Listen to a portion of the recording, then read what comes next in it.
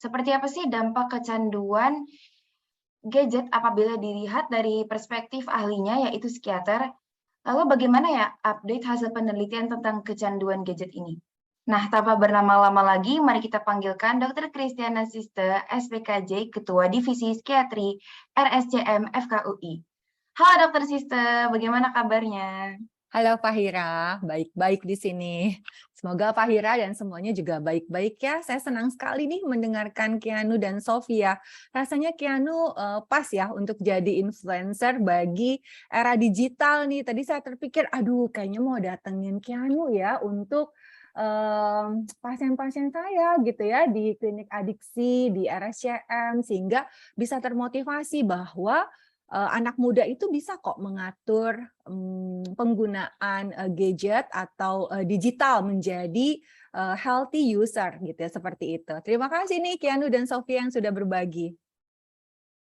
Selamat pagi Terima Mbak kasih Dina. dokter. Ya, selamat pagi Mbak Dina, Keanu, Sofia, Fahira dan teman-teman sekalian di Zoom ini. Kalau gitu, kita langsung saja ya dari Dr. Siste. Aku sudah punya beberapa pertanyaan nih yang tentunya teman-teman juga penasaran sekali untuk bertanya langsung kepada Dr. Siste ya. Nah, untuk pertanyaan pertama, boleh dong Dr. Siste nih cerita-cerita ke kami peran Dr. Siste di RS Cipto Mangunkusumo dan kegiatan apa saja kah yang sedang saat ini Dr. Siste lakukan? Yang belakangan ini Dr. Siste mencari kesibukan nih di RS Cipto Mangunkusumo. Iya, terima kasih Fahira. Assalamualaikum warahmatullahi wabarakatuh. Selamat pagi semuanya. Senang bergabung di sini. Rasanya saya kembali ke zaman SMP SMA gitu ya bersama adik-adik sekalian. Ya, saya kebetulan psikiater adiksi. Jadi dokter dokter spesialis kedokteran jiwa, psikiater, dan saya bergerak di dunia adiksi. Tapi saya kalau adiksinya adalah lebih banyak ke adiksi perilaku atau behavioral addiction. Kalau selama ini mungkin adik-adik seringkali mengenal adiksi itu narkoba, tapi ternyata sejak era digital yang semakin marak, maka ada suatu bentuk adiksi lainnya, yaitu adiksi perilaku. Misalnya apa? Gaming disorder, yaitu kecanduan games online terutama ya. Tadi Keanu mengatakan bahwa sebenarnya sudah ada sih fitur-fitur yang membuat kita tuh tertarik untuk memainkan terus, preokupasi, sampai akhirnya kecanduan. Nah itu benar sekali tadi yang ada kayak slot buat judi gitu ya, slot machine yang bentuknya di handphone itu juga benar sekali. Jadi games online memang ada apa ya, dibentuk supaya kita tuh memang merasa ada eksistensi seperti itu. Tapi saya tidak mengatakan tidak boleh bermain games online ya adik-adik ya, boleh. Bermain digital itu boleh, games online itu boleh, tapi menjadi healthy user, healthy gamers gitu.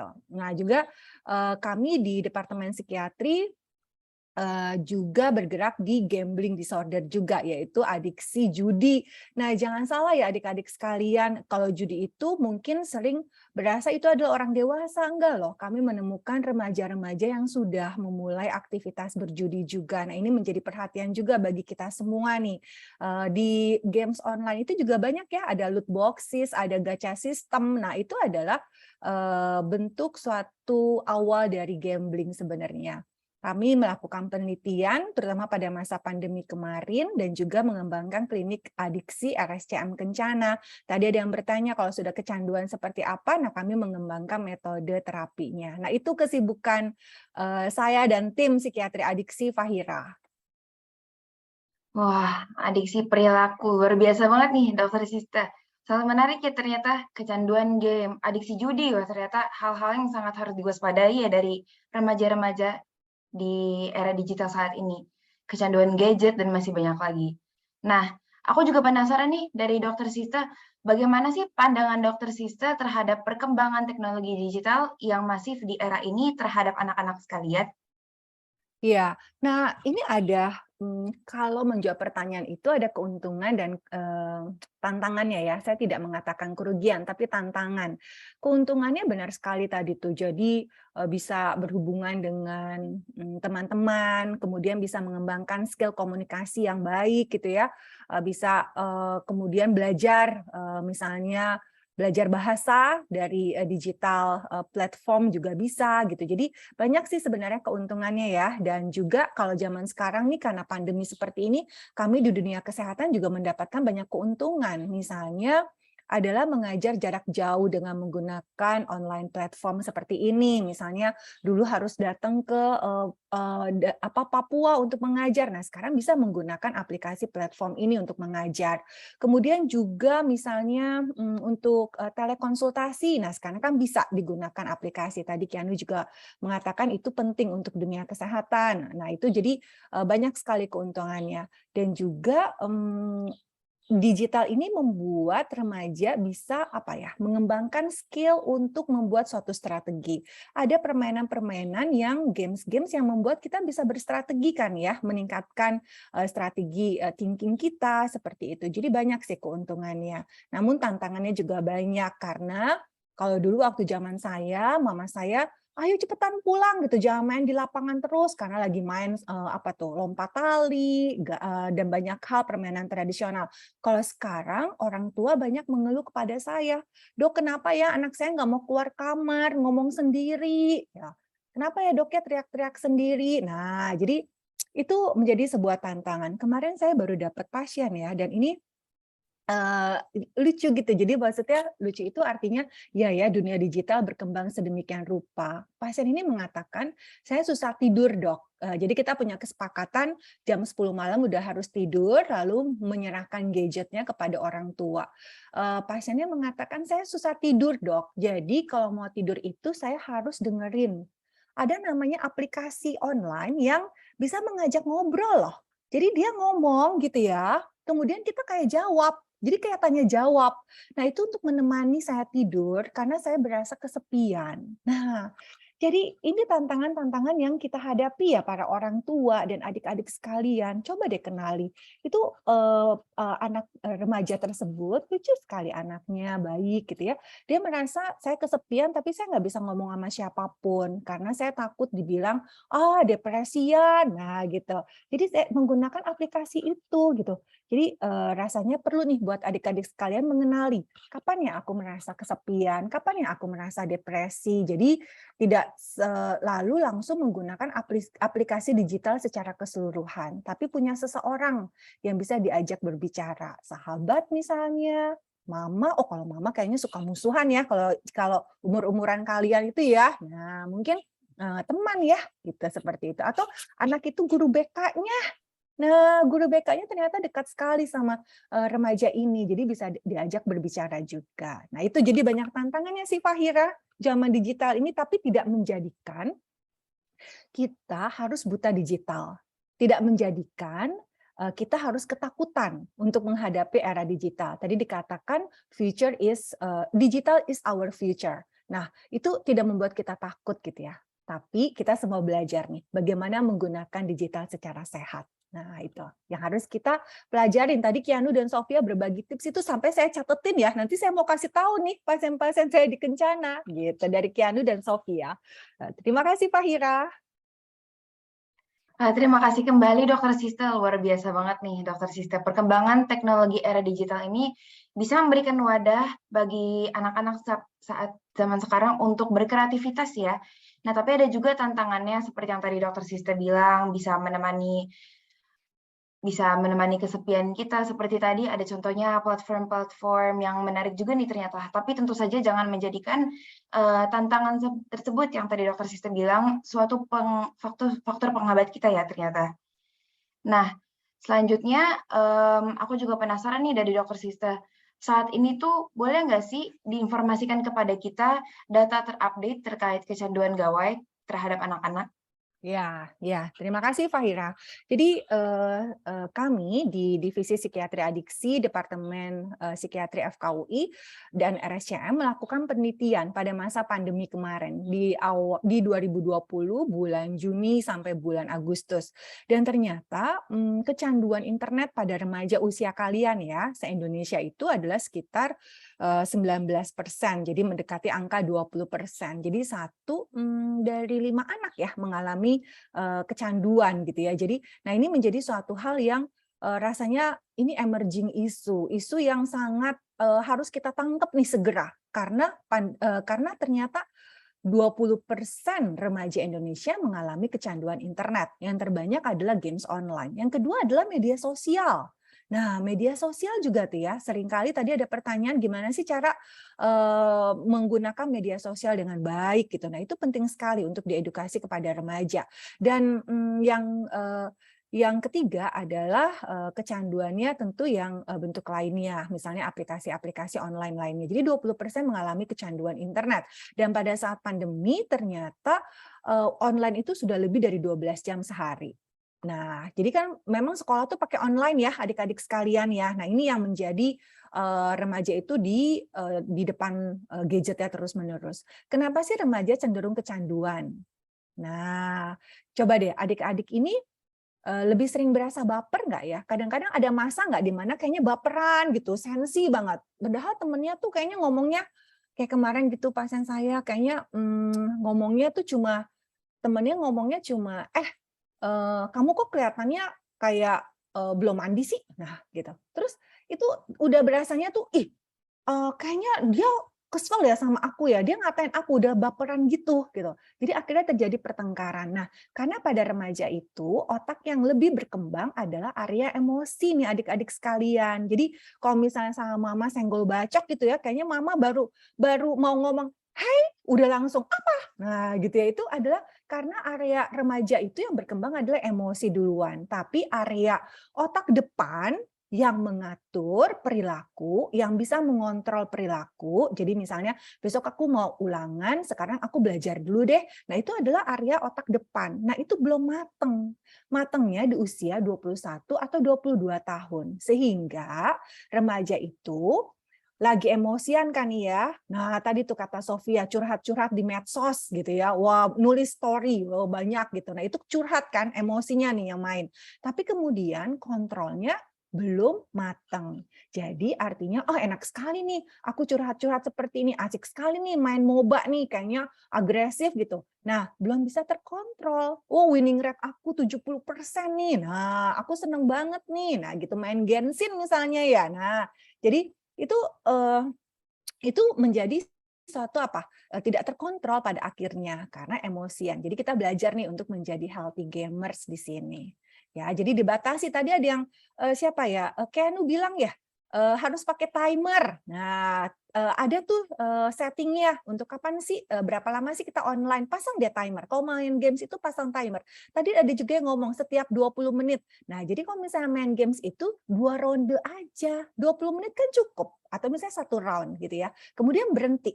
Nah, seperti itu jadinya. Itu adalah keadaan remaja kita nih, Fahira, di masa pandemi ini. Iya, Dokter Sista, terima kasih banyak. Ternyata 19% atau hampir 20% ya, anak-anak sekarang ini mengalami kecanduan internet. Yang mulai dari game online, media sosial, aplikasi atau platform-platform lainnya. Nah, apalagi waktu pandemi nih. Nah, ternyata emosi-emosi ini juga ternyata bisa banget diakibatkan dari kecanduan gadget tersebut ya, Dokter Sista ya. Nah, selanjutnya aku juga penasaran banget nih dari Dokter Sista. Selama di masa pandemi ini pastinya ada banget dong terjadi kenaikan kecanduan gadget nih pada anak-anak. Nah, menurut Dokter Sista, hal apa aja sih yang sebenarnya bisa membuat anak-anak menjadi kecanduan gadget? Faktor-faktornya nih. Nah, ini penting nih ya, Fahira ya. Jadi kalau misalnya saya menemui seorang remaja dengan kecanduan games online, saya berpikir adalah apa ya yang melatar belakangi dia kok jadi kecanduan gitu ya. Ada seorang remaja, prestasinya akademiknya bagus, kemudian pada masa pandemi ketika online dia merasa kesepian. Dia merasa kalau ngomong sama teman itu langsung, itu menjadi healing-nya. Nah, jadi aku senang kalau ngomong langsung, tapi pada masa pandemi semua dibatasin. Dan kita tahu remaja itu lebih butuh peer support daripada mama papa gitu ya. Jadi merasa tuh udah mulai kesepian, kemudian kok kayaknya sekolah itu online terus, susah gitu. Kemudian juga aku butuh ketawa-ketawa bareng. Nah, jadi pada akhirnya dia merasa kesepian, tidak ada yang menemani dia.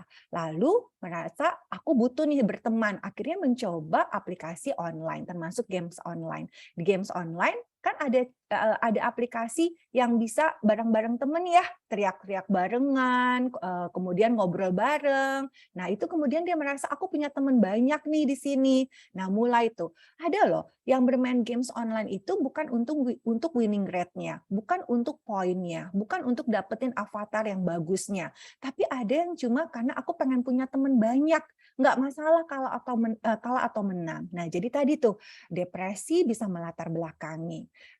Kalau kita bilang depresi nggak selalu gangguan ya adik-adik ya, nggak selalu itu gangguan jiwa, tapi masalah rasa sedih gitu ya, tapi belum gangguan nih. Jadi dikenali deh, aku suka sedih nggak ya rasanya? Aku suka sensi banget nggak ya? Dikenali. Nah, jadi kalau misalnya ada perasaan depresi, itu bisa melatar belakangi seorang remaja kemudian kecanduan internet. Kemudian yang kedua adalah misalnya gini, susah untuk berkomunikasi. Nah, jadi kalau misalnya kemarin yang pasien saya itu mengatakan gini, kalau misalnya ngomong langsung, saya merasa nanti kalau aku ngomongnya gini, orang itu mikirnya aku bagus nggak ya dok ya? Ya. Orang itu seneng aku nggak ya? Orang itu nanti merasa aku kayaknya bodoh ya dok ya kalau aku ngomong sesuatu. Nah, jadi mulai tuh remaja itu banyak sekali pikiran antisipatif. Kalau aku bergerak dikit nanti dia bilang aku kayaknya kuper. Kalau aku pakai kacamata aku dibilangnya kuper. Nah gitu. Banyak pikiran-pikiran yang seperti itu pada remaja sehingga mereka lebih senang ke online daripada ke offline. Nah, kemudian yang ketiga adalah di dunia online itu, di misalnya games online, reward itu sudah pasti ya adik-adik ya. Misalnya menyerang berapa musuh kemudian dapat senjatanya gitu ya, atau misalnya dapat customize avatar yang bagus gitu. Nah, itu udah pasti ya. Nah, kalau di dunia nyata, oh aku dapat 80, mama aku bilang, kamu bagus sekali, pinter gitu. Terus kemudian mama tahu ada yang dapat 90 di kemudian hari. Terus kamu dapat 80 nih, tapi mama tahu ada yang 90, nggak dibilang pinter lagi gitu. Jadi, nah kalau di dunia nyata sesuatu itu tidak pasti ya adik-adik ya. Kalau di dunia maya, di dunia online sesuatu itu pasti. Dan juga kalau di dunia online itu misalnya di games online, remaja bisa mengatur dirinya sendiri. Aku mau avatar yang rambutnya warna kuning. Aku mau bermain di games yang futuristik. Nah, gitu. Tapi kalau di dunia nyata banyak yang ngatur kalian ya. Nah, jadi harus pakai baju ini ya. Nah, jadi kalau di dunia maya itu remaja punya kontrol. Sehingga hal itu yang membuat remaja lebih senang deh ke internet. Sesuatu yang bisa nyata nih, yang bisa nyata untuk remaja maksudnya gitu. Jadi juga kalau zaman sekarang banyak kompetitif juga ya, Kianu dan Sofia ya. Jadi misalnya, Fahira posting di IG story-nya ini, kok kayaknya dia bisa itu sih, aku juga jangan kalah deh. Nah, jiwa remaja adalah jiwa kompetitif. Ya. Jadi itu yang kemudian membuat remaja susah ya untuk meninggalkan digital platform. Kemudian yang paling membahayakan adalah ketika sudah loss of control. Yang tadinya main gamesnya 3 jam sehari, sekarang udah 10 jam. Ada pasien saya yang main games online 12 jam sehari. Sampai 18 jam sehari. Sampai mengatakan, pernah saya nggak tidur sama sekali dok. Nah, gitu. 2 hari saya nggak tidur. Nah, mulai ya kenali adik-adik ya, kalau bermain games atau bermain internet yang bentuknya adalah medsos, games online, lebih dari 3 jam sehari, mulai harus berhati-hati. Apakah aku ada kecanduan internet, kecanduan games online, atau kecanduan medsos? Seperti itu, Fahira. Ini dari dokter Sista. Jadi bahasanya internet dan gadget ini jadi pelarian banget ya untuk anak-anak zaman sekarang. Apalagi lewat komunikasinya. Terus juga jiwa kompetitif yang dimiliki oleh anak-anak zaman sekarang ini untuk gadget dan internet tuh jadi faktor bahwa anak-anak remaja tuh lengket banget nih sekarang sama gadget-gadget dan juga ruang digital. Nah, pertanyaan selanjutnya aku juga penasaran banget nih dari dokter Sista. Kira-kira ada nggak sih dampak tumbuh kembang anak apabila sudah kecanduan dari gadget? Nah, ini jadi menarik nih ya. Kenapa sih kemudian WHO memasukkan kecanduan games itu ke dalam klasifikasi gangguan jiwa. Nah, menarik kan ya? Nah, waktu itu kan, kayaknya main games biasa kok gitu. Tapi ternyata ada yang namanya gaming disorder. Bentuknya adalah adiksi games. Nah, ini dimasukkan ke dalam klasifikasi gangguan jiwa. Nah, kenapa sih? Karena dampaknya besar sekali. Ya, dampaknya besar. Apa itu dampaknya? Kepada satu remaja itu sendiri dalam perkembangan psikologiknya. Nah, banyak sekali mereka yang mengalami depresi, kecemasan, kemudian sampai ada yang ke arah psikotik, ada halusinasi misalnya gitu. Jadi mempengaruhi perkembangan psikologiknya dan juga menjadi suatu bentuk yang tidak mau bergaul, akhirnya mengisolasi diri sendiri. Lalu juga perawatan dirinya menjadi buruk. Saya ketemu pasien ya, sudah nggak mandi selama 1 tahun karena bermain, ada kecanduan gitu, kecanduan internet. Kebetulan dia kecanduan games online. Nah, udah nggak mandi 1 tahun. Nah, jadi itu akhirnya mempengaruhi perawatan dirinya kan ya. Nggak mandi, nggak mau makan, nggak mau keluar kamar, sehingga perkembangan sosialnya menjadi terganggu juga. Tentu perkembangan akademiknya terganggu ya adik-adik sekalian ya. Jadi ada akademik yang drop, menurun. Sehingga dia sendiri ketika ditanya mau jadi apa sih? Mau jadi gamers, profesional gamers. Nah, profesional gamers itu kan harus ada strategi yang bagus ya. Kalau misalnya dia sudah tidak bisa merawat diri, dia kemudian ada penurunan konsentrasi, daya ingat, sehingga dia tidak bisa menjadi profesional gamers. Nah, kemudian dampak yang lain adalah hubungannya sama orang tua, adik-adik sekalian. Mama jadi marah-marah terus, akhirnya mamanya juga merasa depresi loh. Nah, ini mempengaruhi hubungan remaja tersebut dengan orang tua. Kemudian ternyata, ini dari penelitian kami ya, tahun 2019 pada remaja di Jakarta, SMP dan SMA. Bagaimana bentuk otak seorang remaja yang mengalami adiksi internet. Ternyata ada kerusakan pada area otak tertentu adik-adik sekalian. Ada kerusakan pada area otak yang berfungsi untuk konsentrasi, daya ingat, kemudian refleksi diri. Oh, aku udah kebanyakan nih main gamesnya, sehingga aku harus berhenti. Itu rusak semuanya.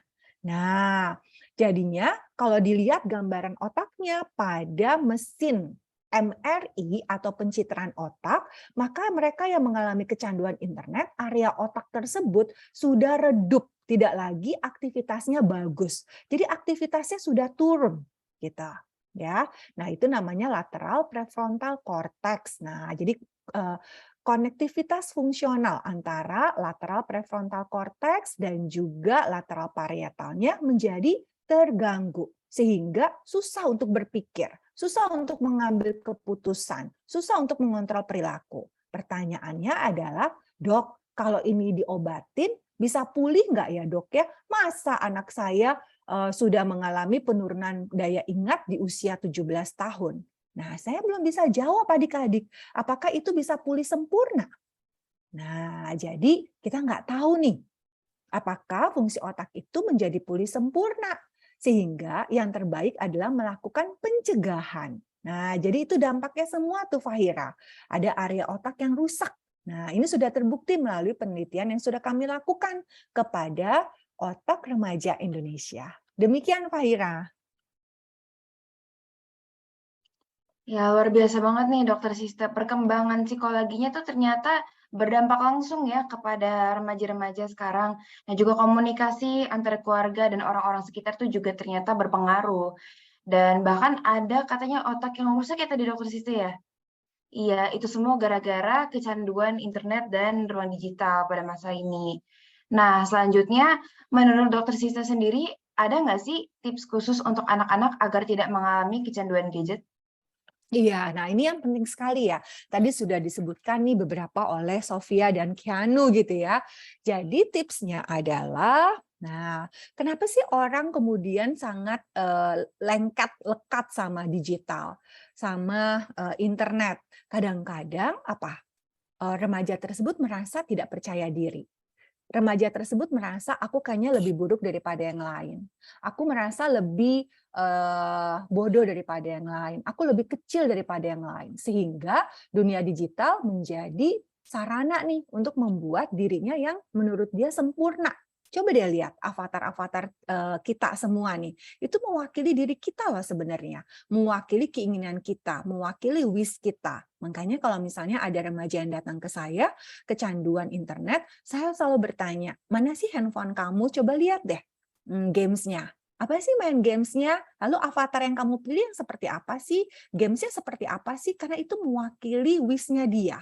Nah, jadi rasa nggak percaya diri itu menjadi suatu sumber juga nih untuk lengket dengan internet. Nah, adik-adik sekalian, mulai menyadari seberapa besar sih rasa percaya diri aku, kemudian kenali, aku nggak percaya diri karena apa ya?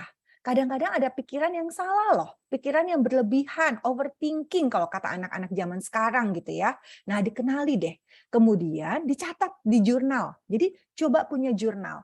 Aku merasa diri aku kayaknya lebih buruk nih karena apa misalnya gitu ya. Kemudian coba didisputasi, digoyahkan. Masa sih aku begitu? Gitu ya. Apa ya kelebihan aku yang lain ya? Nah, cari tuh, ditulis di jurnal. Gitu. Jadi jurnal harian itu penting sekali mengenali perasaan kita. Saya selalu mengajarkan kepada pasien-pasien saya untuk meletakkan emoticon feeling, perasaan.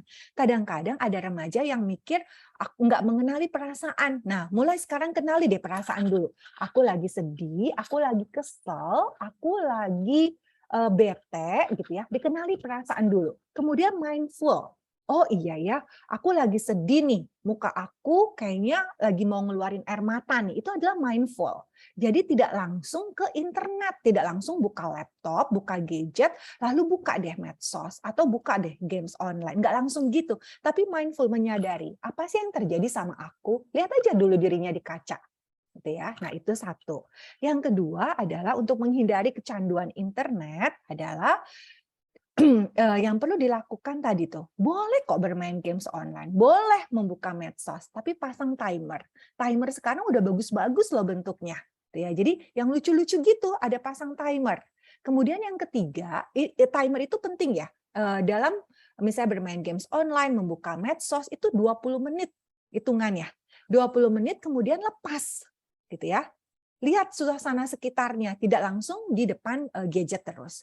Yang ketiga adalah matikan notifikasi ya adik-adik sekalian ya. Notifikasi itu men-trigger otak kita untuk gini, buka, buka.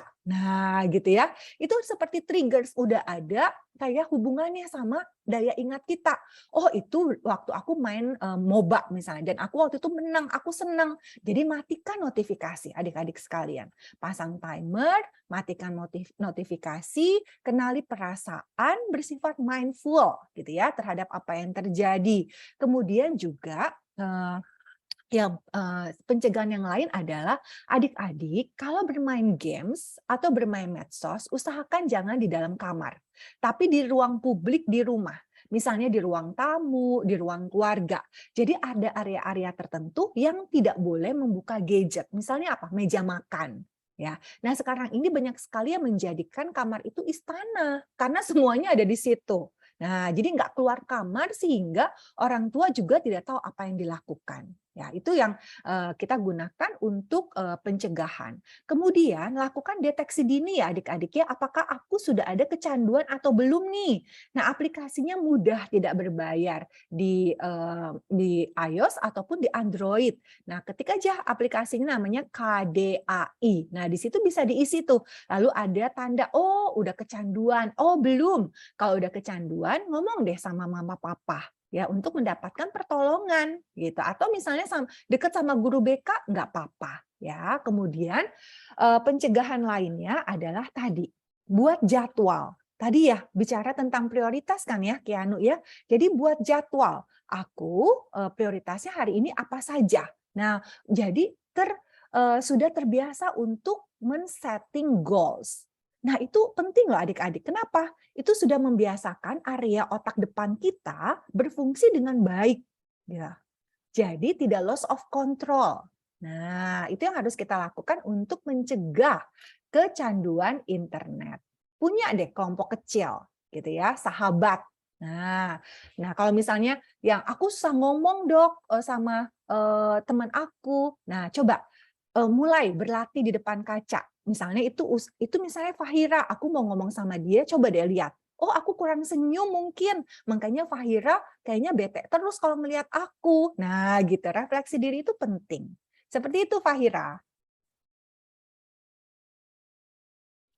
Luar biasa banget nih dari Dokter Sista. Teman-teman juga harus cari kelebihan dan keunggulannya ya. Jadi ternyata bisa banget nih kita juga mencurahkan semua apa ya emosi kita lewat jurnal-jurnal dan tentu saja itu jadi wadah penampung untuk emosi kita. Nah, setelah itu pakai timer juga nih ya teman-teman dalam memanage waktunya menggunakan ruang digital. Setelah itu notifikasi juga tanpa disadari jadi pengaruh kita untuk membuka gadget lebih ya, kata Dokter Sista tadi. Nah, setting goals juga penting ya teman-teman buat mengetahui nih berapa lama kita menggunakan ruang digital untuk aktivitas kita sehari-hari. Nah, aku mau tarik lagi nih Keanu sama Sofia. Kira-kira ada nggak sih pertanyaan dari Keanu Sofia untuk Dokter Sister? Ini dokter, saya senang banget nih pertama-tama udah dengerin penjelasan yang lebih lanjut lagi dari dokter, terutama juga masa pandemi ini kan kita dituntut mau nggak mau harus menggunakan, fitur-fitur yang ada di gadget kita, di gawai kita. Tapi saya ada teman yang karena dia tuh sudah begitu lamanya waktu itu PJJ, menjadi sedemikian nyamannya begitu ya dengan, kenyamanan online-online ini. Nah sekarang mana pada saat PTM malah jadi susah sekolahnya. Karena biasanya misalkan dulu belajar atau ada tugas, dia bisa nyontek ke Google atau nyontek ke, lain-lain sebagainya, sekarang jadi nggak bisa begitu. Atau misalkan jadi susah untuk bersosialisasi, nggak bisa ngobrol, nggak bisa ikutan main, jalan-jalan dan lain sebagainya karena udah terlalu menjadi, tanda kutip budak ya, budak terhadap, gadgetnya sendiri. Itu gimana ya Dok ya? Kalau udah sampai tahap begitu. Iya, iya. Nah, saya apresiasi dulu ya sama Keanu karena sangat sensitif nih dengan lingkungan gitu ya. Nah, ini yang perlu kita juga kembangkan loh adik-adik di sini kan kayaknya jadi agent of change ya untuk sekolahnya masing-masing nih. Coba deh kembangkan sensitivitas kita untuk mengenali kayaknya teman aku kayak ada sedih deh, teman aku kayaknya susah deh untuk beradaptasi. Nah, temannya Keanu ini benar mengalami suatu gangguan penyesuaian lagi nih Keanu, dari yang online kemudian ke offline. Mungkin juga waktu itu offline ke online juga mengalami suatu gangguan adaptasi. Nah, sekarang harus berubah lagi gitu ya. Kemudian sekarang kan pakai masker, kemudian lalu mungkin ada ketakutan-ketakutan juga, ada yang kena COVID misalnya. Jadi kecemasannya juga mungkin tinggi nih Keanu. Jadi kalau misalnya seperti ini, coba deh Keanu deketin gitu ya, terus ajak bicara. Ini kan Keanu kan kayak pinter nih ngomongnya ya. Nah, jadi bisa mengajak bicara, nggak dari langsung misalnya tentang apa ya, tentang dia tuh kayaknya kok aneh gitu, nggak gitu, tapi Keanu bisa ngajak pembicaraan yang ringan-ringan dulu gitu. Gimana masuk sekolah nih? Aduh kayaknya aku juga susah ya offline lagi ya. Nah gitu. Dulu kan kita online ya. Nah, Keanu memposisikan diri di teman tersebut deh. Susah lo beralih ke offline lagi. Nah, diajak bicara tuh Keanu sehingga dia bisa curhat juga. Nah, kemudian setelah Keanu mengajak bicara, mungkin dia ada gitu ya, bisa curhat sama Keanu, lalu mulai melakukan apa ya langkah-langkahnya supaya dia bisa beradaptasi. Misalnya butuh duduk di depan atau mau duduk sama siapa, Keanu bisa mengusulkan ke guru gitu. Atau misalnya kelihatan cemas. Biasanya kalau kayak gitu memang bawaannya ada cemas tuh Keanu. Perubahan situasi itu membuat remaja itu menjadi cemas. Ada yang bisa beradaptasi cepat. Kalau seperti Keanu kan adaptasinya cepat nih. Tapi mungkin teman Keanu beradaptasinya lama gitu. Jadi Keanu dekati, ajak bicara yang ringan-ringan gitu ya. Semakin dia dijauhi karena aneh, semakin dia merasa ini bukan tempat aku gitu Keanu. Ya, silakan mencoba ya Keanu. Nanti saya tulis email saya. Kalau misalnya ada yang mau didiskusikan, boleh email saya. Ya, terima kasih Terima kasih Keanu. dokter. Ya. Menarik banget nih pertanyaan dari Keanu ke Dokter Sista. Nah, kalau Sofia, kira-kira ada nggak sih pertanyaan untuk Dokter Sista sendiri? Ada Kak, Dokter Sista saya izin bertanya ya. Saya cuma punya satu pertanyaan aja nih. Seperti yang dokter bilang tadi, kalau bahkan ada orang yang bermain game untuk bersosialisasi dan berkomunikasi melewati medsos itu tidak bisa dihindari lagi kan. Ada mungkin kondisi kejiwaan yang bernama FOMO, fear out of missing out. Meskipun kadang seperti yang dokter bilang tadi notifikasi sudah dimatikan, tapi tetap saja kadang tuh bisa kepikiran sampai tidur gitu. Mungkin beberapa remaja tuh banyak yang mengalami FOMO ini. Bagaimana sih dokter cara menghilangkan kondisi tersebut? Apakah harus ada sesi terapi sendiri atau bisa diperbaiki dari diri sendiri? Terima kasih. Iya, terima kasih Sofia untuk pertanyaannya. Iya ya, FOMO ini yang bikin salah satunya nggak mau meninggalkan medsos ya. Oh tadi sebelum saya lupa, ada hal yang penting Sofia katakan tadi. Jangan melakukan bullying ya, baik di offline ataupun online. Kadang-kadang kita sulit untuk mengontrol apa komentar kita. Mungkin komentar kita komentar yang biasa gitu ya rasanya. Tapi ternyata itu membekas sekali buat teman kita secara secara psikologis, kemudian dia berasa aku memang buruk sekali, padahal komentarnya biasa. Nah, jadi kita harus berhati-hati dalam memberikan komentar kepada teman kita di online ya. Nah, bicara tentang FOMO ini, fear of missing out ini juga bikin fubbing ya, teman-teman sekalian ya. Misalnya apa? Fubbing itu adalah misalnya kita lagi ngobrol nih gitu. Terus ternyata teman samping kita lihat handphone terus gitu ya. Berarti kita pengennya tatap muka kan gitu, ngelihat mata ke mata gitu kan ya. Nah, jadi teman-teman juga bisa bilang ke teman sebelah kita, ayo dong kita ngomongnya yang seru nih, mata ketemu mata gitu kan ya. Nah, itu juga akibat FOMO tuh teman-teman sekalian, fear of missing out. Nah, apabila ada teman yang FOMO atau ketika kita sendiri mengalami FOMO, maka yang harus kita lakukan tadi, satu, mematikan notifikasi. Kedua, kalau kita kepikiran terus, maka kita bisa bersifat mindfulness juga. Oh, aku kepikiran untuk ngebuka medsos aku karena aku mau ngelihat ini. Tapi tadi kan aku bilang di sini, aku buka medsos lagi jam segini. Nah, jadi tadi tuh ada agenda kita juga, jadwal kita. Oh, aku boleh membuka medsos lagi jam segini. Nah, itu dulu perilaku itu tersebut dulu yang dibentuk tuh, Sofia. Gitu. Jadi ada jadwalnya, kemudian kita bersifat mindfulness. Oh, aku memang ada FOMO nih sekarang. Aku pengen buka, tapi ada jadwal yang aku harus buka medsosnya adalah baru 15 menit lagi kemudian. Nah, kemudian kalau yang bisa kita lakukan adalah distraksi nih, Sofia. Jadi, oh iya ya, supaya nggak ke medsos, nggak buka langsung sekarang medsos, ada nggak distraksi lain? Oh, aku lari-lari dulu deh di taman. Oh, aku melukis dulu deh. Nah, ada tuh pasien saya yang suka melukis. Atau misalnya, oh aku misalnya main apa dulu nih. Gitu. Jadi ada distraksi juga. Kalau misalnya memang sudah tidak bisa dikendalikan, artinya ada loss of control ya. Harus buka. Kalau misalnya enggak, nangis. Atau misalnya ada pasien saya menjedot-jedotkan kepala ke tembok, atau misalnya ada yang bersifat self-harm misalnya gitu. Nah, itu ada loss of control. Artinya perilakunya tidak bisa dikendalikan oleh diri sendiri, sehingga membutuhkan pertolongan. Dilihat ada gejala lain juga nggak untuk kecanduan, yaitu memprioritaskan bermain internet tersebut di samping kegiatan-kegiatan lainnya. Ada PR nggak mau dikerjain, mandi nggak mau mandi, makan atau keluar rumah nggak mau. Kemudian yang ketiga adalah dampaknya ada, tapi sudah tidak peduli. Tetap kemudian bermain internet sesuai tidak dikontrol gitu ya. Nah itu dong Sofia, berarti itu membutuhkan bantuan. Gitu ya Sofia? Ya, terima kasih Dr. Tista. Terima kasih. Menarik nih pertanyaannya dari dua pembicara kita, Keanu dan Sofia, untuk Dr. Sista.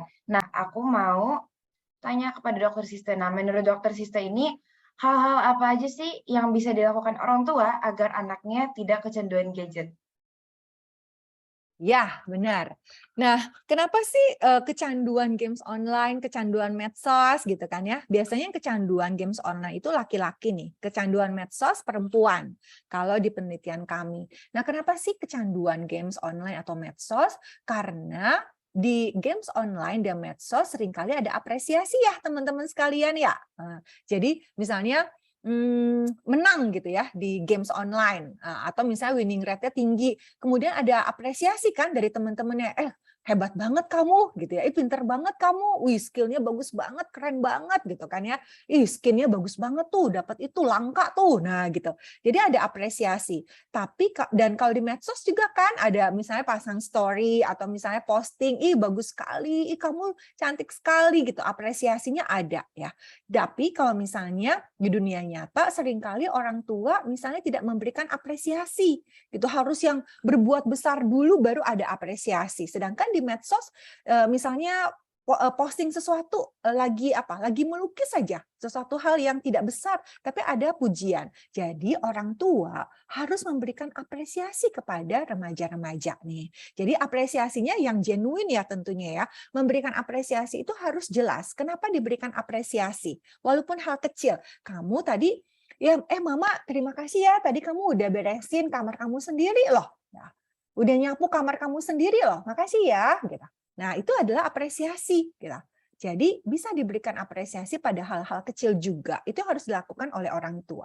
Yang kedua adalah orang tua menjadi role model bagi remaja tentunya. Ada pasien saya mengatakan begini, "Dok, masa sih saya nggak boleh main games online? Orang papa saya sendiri juga nonton drakor terus kok. Masa saya nggak boleh?" Nah, jadi dia merasa papanya gitu, kenapa aku nggak boleh? Kalau ngomong sama papa aja aku susah dok, ngomong sama mama susah ngelihat handphone terus. Nah, jadi orang tua menjadi role model bagi remaja. Kemudian yang ketiga adalah saya selalu menganjurkan satu keluarga punya jadwal harian yang ditempel tuh, bukan cuma anak tapi mama papa juga. Jadi harus ngapain sih gitu. Dan dalam 1 minggu ada acara bersama walaupun tidak lama. Kemudian matikan gadget 3 jam seminggu. Dalam seminggu ya, 3 jam untuk seluruh anggota keluarga. Tidak menggunakan gadget dulu nih 3 jam bersama-sama. Bukan cuma remajanya aja, tapi orang tua juga. Kemudian orang tua harus mengenal digital saat ini. Banyak sekali aplikasi untuk parents nih sebenarnya. Ya, jadi misalnya, misalnya adalah Zeta udah main IG-nya kelebihan 15 menit nih, ayo matikan ya nak. Nah gitu, orang tua bisa loh melakukan itu. Kalau anak berkembang pesat di dunia digital, orang tua juga harus berkembang pesat di dunia digital. Jadi imbang. Nah seperti itu Fahira. Terima kasih Fahira. Luar biasa banget Dokter Siste, apresiasi dari orang tua tuh ternyata juga penting banget ya. Jadi orang tua tuh jadi role model juga bagi anak-anaknya. Terus selain itu orang tua tuh juga harus mempererat tali kebersamaan antara orang tuanya sendiri dan juga anaknya.